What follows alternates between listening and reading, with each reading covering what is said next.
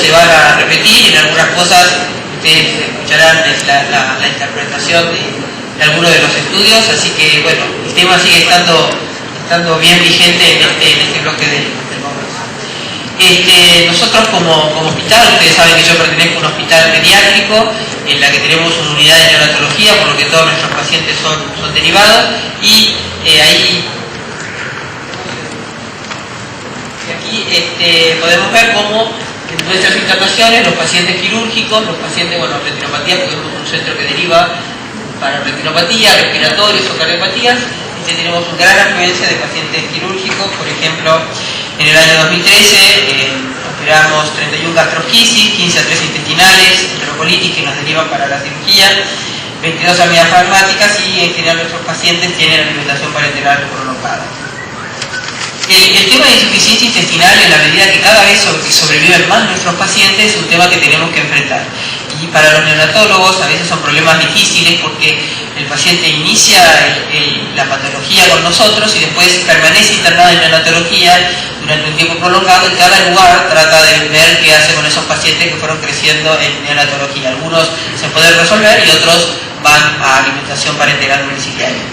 Simplemente para repasar, recordemos que vamos a hablar de pacientes que tienen algún tipo de cirugía o algún tipo de ostomía, y yo me voy a referir a eso, del basado parte en la evidencia y parte en la experiencia nuestra del hospital. Simplemente para repasar, según la parte del intestino en que este paciente tenga resecado, que ustedes tengan la ostomía, ustedes tienen que saber con qué se van a enfrentar, ¿sí? Entonces, no es lo mismo que haya una ostomía en el yeyuno que haya una ostomía en el hígado, ¿no? Y recordemos, esto es lo que se absorbe a este nivel, se secreta colesterolina y secretina en la primera parte del intestino, hierro, magnesio, óxido fólico y todo lo que significa carbono, grasa y proteínas en esta primera parte, y el final del ilion se absorbe la sal biliar, la vitamina B12. Entonces recordemos que si falta esa parte, tenemos que tener en cuenta todos estos aspectos. Y bueno, y el colon que absorbe sodio y agua. Una de las preguntas que tenemos que hacernos cuando un paciente tiene una resección intestinal es ¿cuánto intestino es el intestino total? Y ahí viene un consejo: no permitan, recuerden al cirujano que si va a hacer una ostomía, si va a operar una enterocolitis, que nos diga cuánto intestino queda. Generalmente el intestino se mide desde la válvula de Treis, es donde termina el duodeno y empieza el intestino delgado, ¿sí? Entonces dice, mide tantos centímetros de la válvula de Treis, quedan tantos centímetros. Entonces sabemos que un bebé hasta las 27 semanas el intestino mide 142 centímetros, más o menos 22, entre 27 y 35, 217 centímetros, un chico de término casi 3 metros. ¿Pero para qué nos sirve esto? Nos sirve para saber que si uno tenemos un paciente con enterocolitis necrotizante prematuro, su intestino va a seguir creciendo. Si a medida que crezca el bebé, va a crecer su intestino, ¿sí? Entonces eso en cierta forma ayuda a que este paciente pueda tener el final, que es lo que uno siempre quiere, que es que lograr destetarse de la alimentación parenteral. La insuficiencia intestinal, fíjense, en general la causa más común en el recién nacido es intestino corto debido a enterocolitis necrotizante, y si no gastrosquisis, y después las otras causas. Pero en el Instituto de Salud de la parte pediátrica de los Estados Unidos dice que 1% de los menores de 1000 gramos tiene intestino corto, secundario de enterocolitis necrotizante. ¿Sí? Los más chiquititos son los que más riesgo tienen, y esos son los que en general son los que tenemos que tratar por insuficiencia intestinal. Acá se movió, ya hablamos de esto, así que no vamos a hablar más de enterocolitis necrotizante, así que se lo vamos a pasar. Pero bueno, esto sí. El insuficiencia intestinal, ¿qué es un predictor de severidad? Cuando vuelve el bebé de quirófano, usted está en quirófano acompañando al bebé, ¿qué cosas uno tiene que pensar para que no decirle enseguida a los padres, pero para ustedes pensar, este bebé va a estar mucho tiempo internado en neonatología, etcétera? Y esto fue variando en la medida que fueron sobreviviendo cada vez más chicos, ¿sí? Según los distintos autores. Hay cierto grado de acuerdo en que el largo del intestino es importante, pero fíjense, acá dice, este dice si tiene más de 15 centímetros se va a poder destetar de la parenteral, este dice si tiene más de 40 y este tiene más del 10% de lo esperado. Con respecto a la válvula ileocecal, en general se asocia su presencia o su ausencia a la evolución, pero como ustedes van a ver, a esta altura al principio se decía sin válvula ileocecal eso es de mal pronóstico, pero en realidad, como vamos a ver, que el hecho que no esté la válvula ileocecal, lo más problemático es que cuando uno reseca la válvula ileocecal, generalmente reseca una parte del ilion terminal, que es una parte importante del intestino delgado. Entonces, Fíjense, acá dice, el paciente con paro ileocecal es un factor pronóstico porque su ausencia implica resección del hilio terminal. O sea, todavía nosotros tenemos muchos pacientes que no tienen paro ileocecal y que se ha podido unir el intestino y ha podido destetarse de la alimentación parenteral. El hilio siempre es mejor que se quede el hilio y se vaya un poco del yeyuno en algunos aspectos. ¿Por qué? Porque el hilio tiene mucha mejor capacidad de adaptación que el yeyuno. Cuando la ostomía está en yeyuno, generalmente el paciente tiene muchas pérdidas de líquido y nos cuesta mucho más iniciar la alimentación. Las yeyunostomías sí son las que tienen peor pronóstico. No peor pronóstico en el sentido de que si todo lo demás se resecó, eso sí que es malo, y aparte de todo nos cuesta más para el manejo cuando uno empieza la realimentación. Y otra cosa que se tienen que acordar es que a veces los pacientes, sobre todo los que han tenido enterocolitis, el daño en la mucosa ha sido tan extenso que los pacientes persisten con el hilio.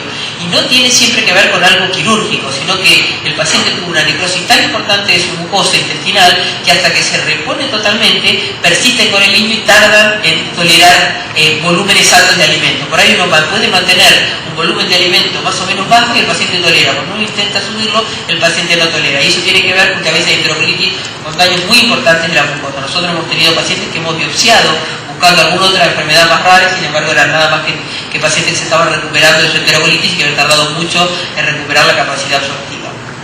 Esta es una revisión de cuándo se puede destetar de la alimentación parenteral. Entonces acá fíjense, acá dice intestino delgado residual, poco para el número de pacientes y la probabilidad teórica de destetarse de la alimentación parenteral. Entonces acá está, fíjense, esto es lo que nunca pudieron destetarse, los grises, y los blancos, los grises más claros, lo que sí se pudieron destetar. Entonces fíjense, acá tenemos más o menos con 50 centímetros acá está la probabilidad de destetarse. Esto es 40%, esto es 50%. Entonces aquí vemos que más o menos con 50-60 centímetros de intestino residual la posibilidad de destetarse en la alimentación parenteral existe. Si no, estos pacientes continúan con parenteral prolongada y después entran o no, según la política de salud de cada país, en plan de trasplante intestinal. Vamos a hablar de la parte práctica, que es el tratamiento de estos chicos que han sido ostomizados o han tenido una insuficiencia intestinal secundaria de colitis necrotizante. Tiene tres etapas. La primera etapa es la parte que nos toca más que nada los que estamos en terapia, porque son los pacientes que vienen de quirófano.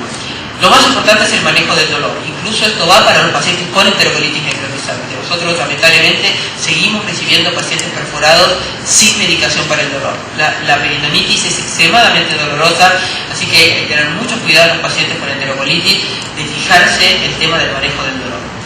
La descompresión gástrica al paciente que ya viene de postquirúrgico es importante y siempre usamos sondas gruesas. Toda la primera parte, sobre todo estos prematuros, las heridas o las ostomías, hay que cuidarlas para que no haya lesiones de la piel.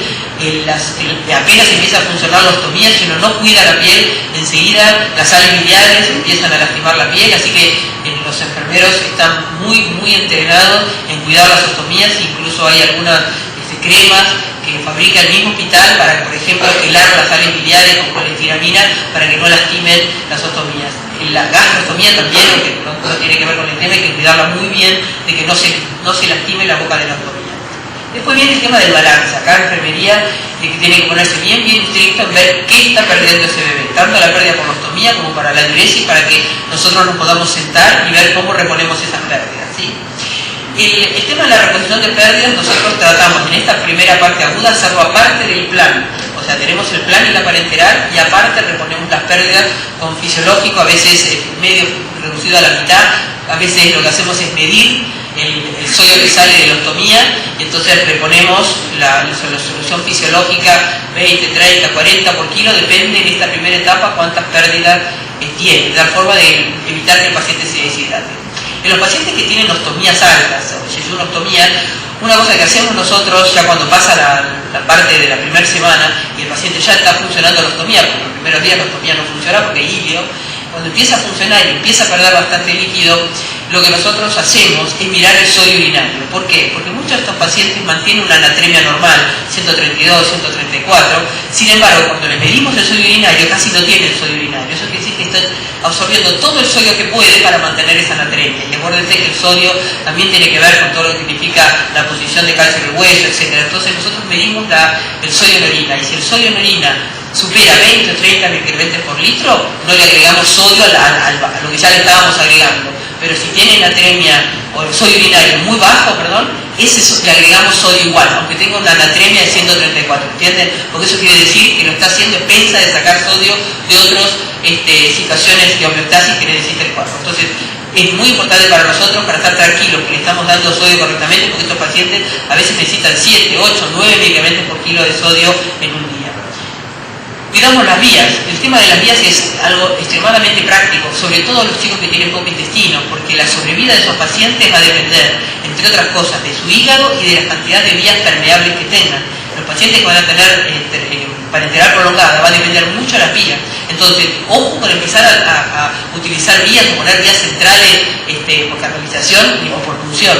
Nosotros siempre nos manejamos primero con percutáneas, porque es lo que menos lastima las venas, ¿sí? Y tratamos de mirar muy de cerca la trombosis, porque los pacientes con parenteral prolongada, a la larga, el tema de las vías no es un problema. Cuando el paciente ya se estabiliza y sabemos que el paciente va a tener parenteral prolongada, ya ponemos un catéter adecuado para la parenteral prolongada. Utilizamos en esta primera etapa bloqueantes H2, ¿sí? Porque usamos ranitidina, porque hay una hipersecreción de gastrina, y estos pacientes en esta primera etapa usamos ranitidina, y bueno, y obviamente iniciamos y progresamos la parenteral.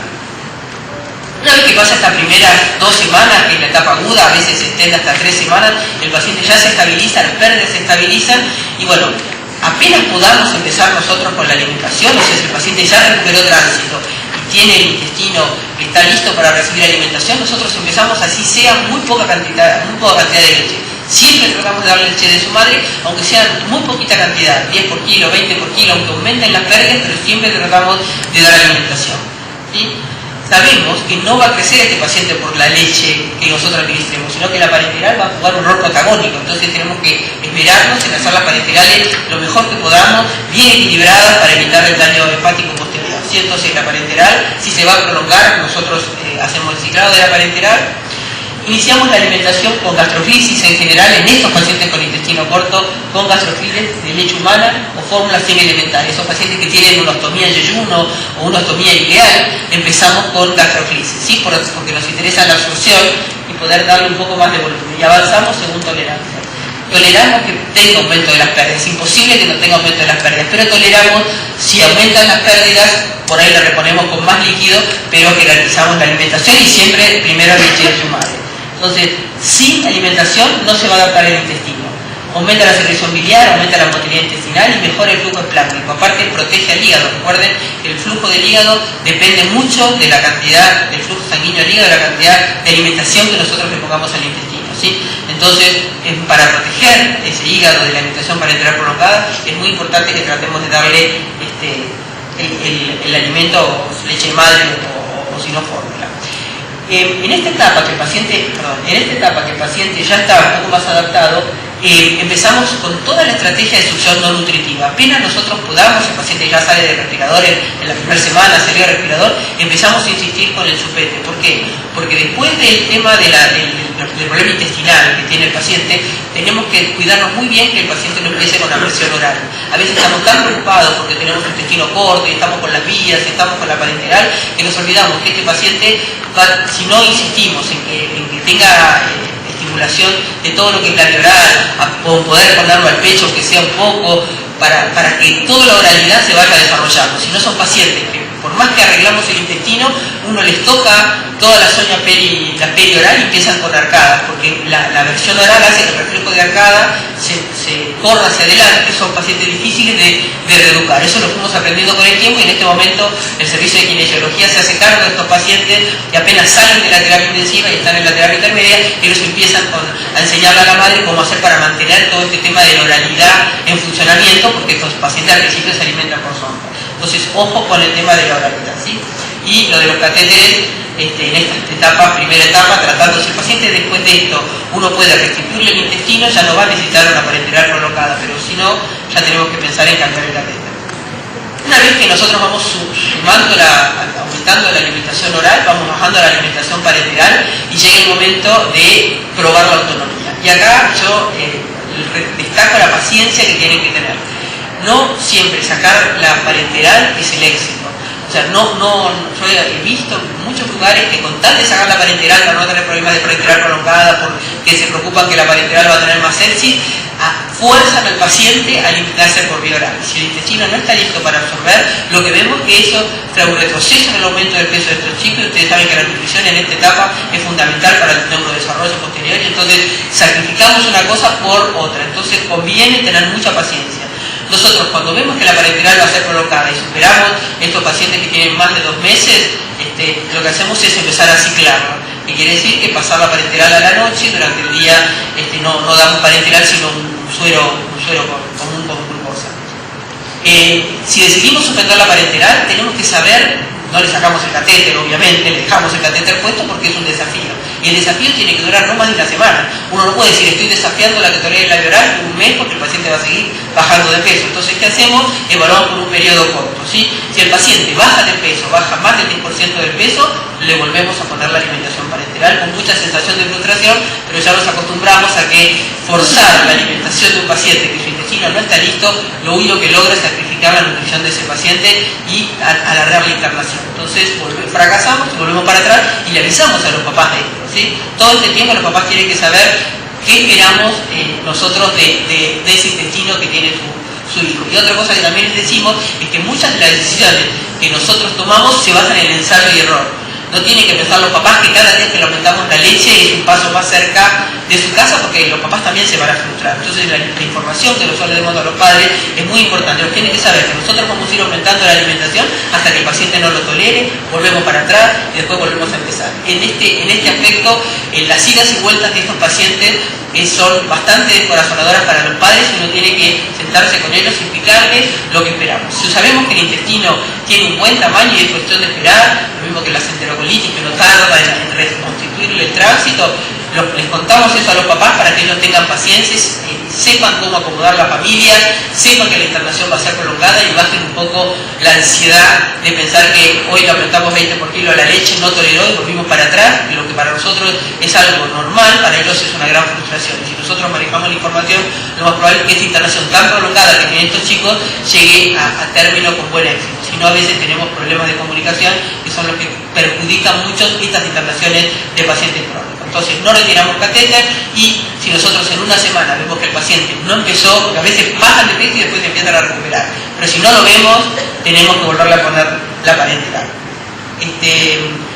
Con respecto a la parenteral, no vamos a hablar hoy a lo largo del día, así que no me voy a extender. Nosotros en mi hospital no utilizamos el sistema 3 en 1 acá, sino que ponemos los lípidos por un lado y la glucosa y las proteínas por el otro, porque nuestros pacientes tienen una parenteral prolongada y preferimos darle un buen aporte de calcio en la parenteral y poner los lípidos en paralelo o volteado 24 horas. Pero cuando el paciente ya tiene más de un mes y medio y sabemos que va a ser parenteral prolongada, sí unimos los lípidos con la parenteral y le damos la parenteral en lo que nosotros llamamos 3 en 1, porque sabemos que va a ser prolongada, y si se va a ir a su casa con parenteral, conviene que sea esa parenteral que es más cómoda. Pero toda la primera etapa aguda en mi hospital preferimos tenerla separada. Le hacemos los controles semanales o quincenales, esto es la etapa aguda y esto es la etapa más crónica. Recuerden, lo más importante de la implantación parenteral es no violar el catéter, en el sentido de el catéter de la parenteral es el catéter de la parenteral. No pasar medicación, no pasar correcciones por ese catéter, a veces nos cuesta, y si decidimos pasar algo por ese catéter, que la preparación de lo que decidamos pasar sea estéril. ¿Sí? No se puede usar la vía de la parenteral como si fuera una vía periférica común. ¿Cómo manejamos nuestros pacientes? Nosotros tenemos un equipo multidisciplinario.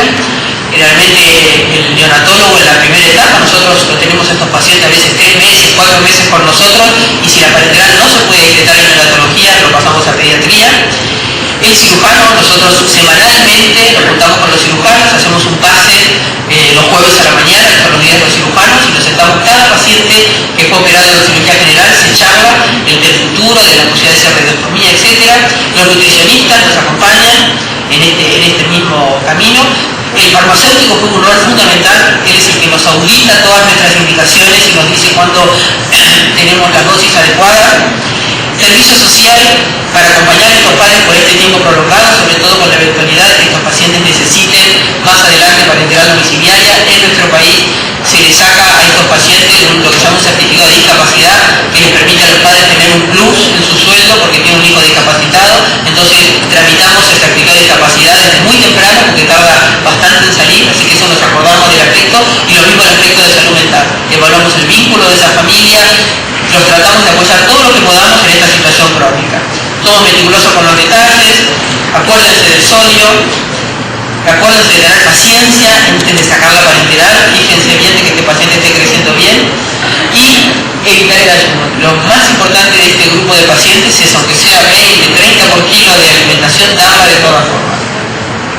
Últimamente estamos midiendo citrulina.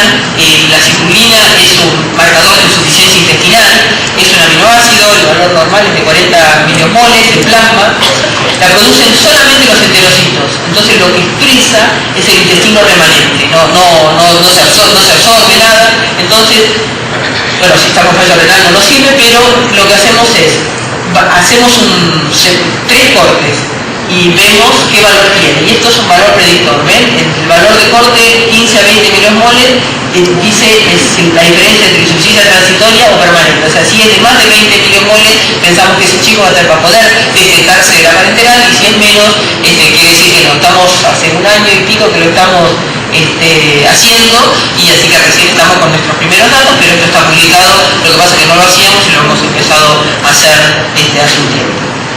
El tema de la enfermedad hepática, algunos aspectos que seguramente se van a repetir, el tema de la prematurez, de la duración de la alimentación parenteral, esto hay que tratar de nosotros desde que manejamos correctamente la parenteral, esto es una complicación que no vemos muy frecuentemente. No es que no la vemos, pero ahora estamos utilizando más que nada lípidos, se va a hablar probablemente, pero lípidos de aceite de pescado, más que nada, y con eso hemos bajado nuestra incidencia, y ahora es algo que antes era muy común, pero ahora es raro. Hemos mejorado bastante nuestro manejo de estos chicos, se infectan menos, manejamos mejor la parenteral, los catéteres, entonces la lesión, la enfermedad hepática por parenteral o por falla intestinal es menor. Lo de la sepsis recurrente es un problema, estos pacientes tienen intestino con hilio, entonces es frecuente la translocación intestinal. El aporte inadecuado de micronutrientes también tiene que ver, bueno, entonces lo que hacemos es alimentarlo lo antes posible, empecé a usar estas soluciones lipídicas que tienen que ver con los lípidos de pescado, que ya se van a hablar, la ciclamos cuando los pacientes ya están grandes, o después de los 2 meses más o menos, y el ácido urodesoxicólico solamente cuando detectamos barro biliar. Y para terminar, una reflexión, porque cada vez más estos chicos están en nuestras neonatologías. Antes se morían y ahora los tenemos en medio de la neonatología. Y lo que hay que tratar de hacer es verlos de una forma positiva. Son nuevos desafíos, así hay que verlos, nuevos interrogantes, porque vamos aprendiendo a medida que lo vamos viendo. Es triste para los que estamos acostumbrados a ahora ver más pacientes crónicos, vemos el sufrimiento de los padres, pero los acompañamos en este camino, y la responsabilidad tanto de enfermería, que muchas veces dice yo soy enfermera de niños y no soy pediatra, de ver estos pacientes grandes, me refiero a pacientes de 4 kilos, 5 kilos en la niño todavía, hasta poderlo pasar a pediatría, que son los problemas que todavía tenemos nosotros. Y uno lo que tiene que hacer nosotros es encargarnos como nuevas ilusiones en que estos chicos puedan irse a su casa, o por lo menos a su casa con su alimentación parenteral. Gracias. Gracias.